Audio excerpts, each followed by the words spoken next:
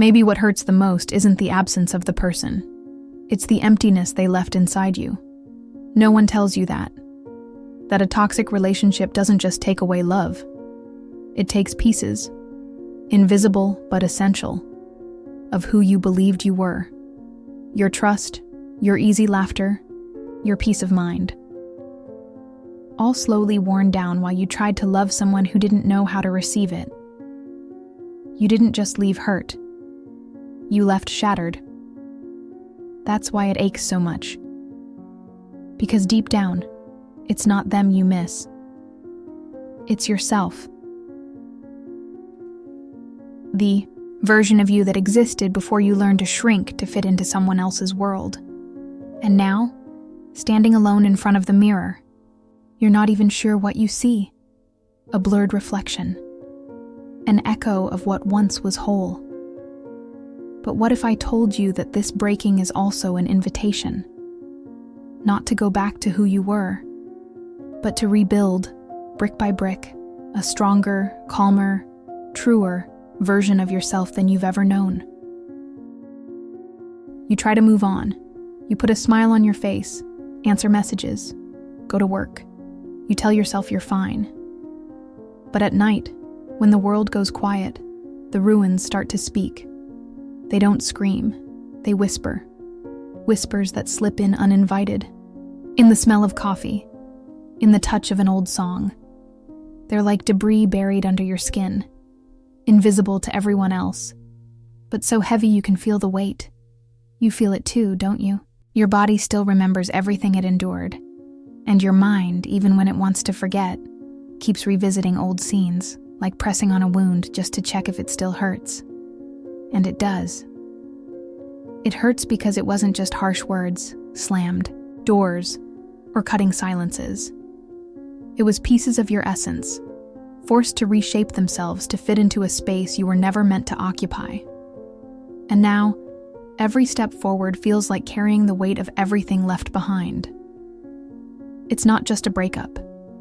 It's grief. Grief for what you lost in silence, innocence, trust, the simple joy of existing without apology. But here's what's important. Ruins aren't the end. They're proof that something once stood there. And maybe, just maybe, they're the foundation where something new, something more yours, can be built. Because as much as it hurts now, that pain is just the echo of everything you survived. And surviving, in itself, is already an act of resistance. After a toxic relationship, the fear doesn't leave with the person. It stays. It lingers like a ghost, whispering doubts every time you try to start over. You try to trust again, but your hand hesitates.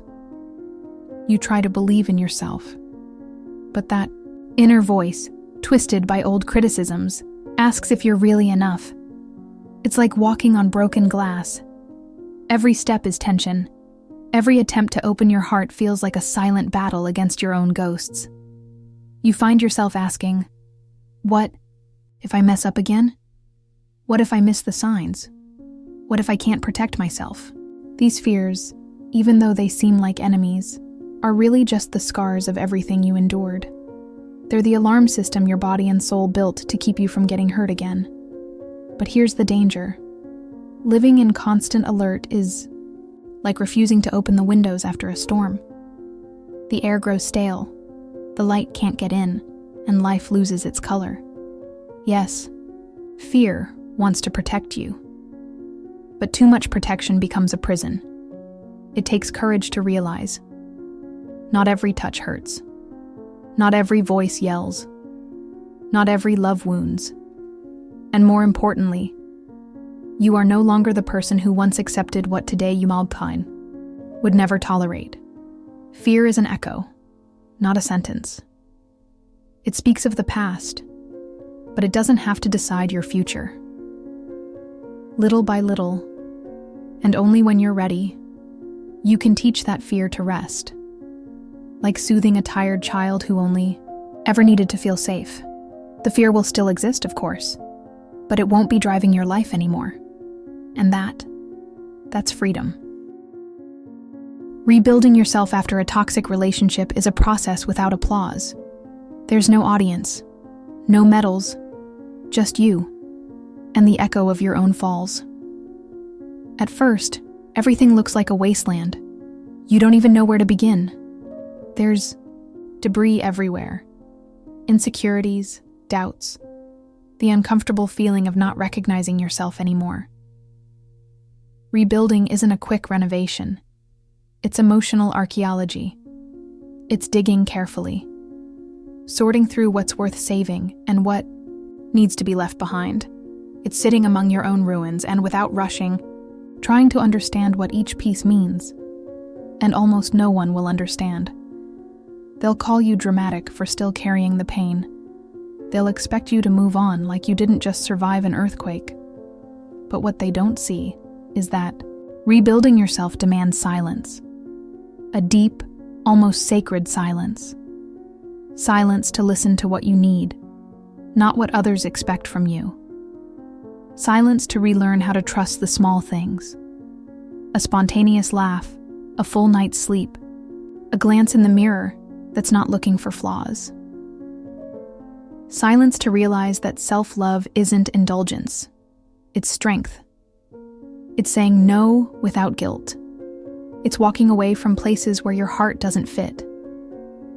It's choosing yourself every single day, even when no one is clapping. And in that process, something curious happens. You start to find beauty in simplicity. You begin to realize that being at peace matters more than being right. That silence isn't loneliness. It's fertile ground. Every small act of care, every boundary you set, every fear you face is a brick. And little by little, what once felt like devastation starts to feel like home. Not a perfect home, but a home that's yours. And that's what we call rebirth. It's strange, but true strength doesn't come from what stays standing. It grows from what falls, and still insists on rising. Have you noticed? Life doesn't reward invulnerability.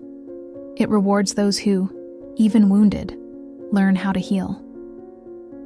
After everything you've been through, you might not see it yet, but there's a new kind of strength in you. A strength that doesn't shout, doesn't challenge, doesn't need to prove anything to anyone. It's a quiet strength, the kind that's no longer ashamed of its own scars. The kind that understands falling wasn't weakness, it was survival. This strength isn't born in moments of glory.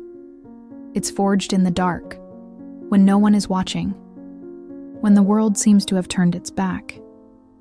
It's there, in the sleepless nights, in the silent tears, in the hardest conversations you have with yourself, that you are shaped.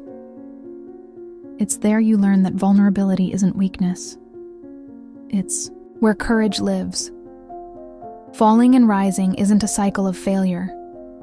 It's a primal dance between losing yourself and finding yourself again.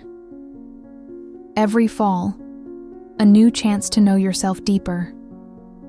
Every time you rise, a reminder that you are not what happened to you. You are who chose to continue. And you know what's the most beautiful thing about it? Now you know the inner paths that few dare to explore. You've seen yourself in pieces, and with a wisdom only pain can teach. You know you can rebuild yourself as many times as necessary. The strength you carry today isn't built on certainties.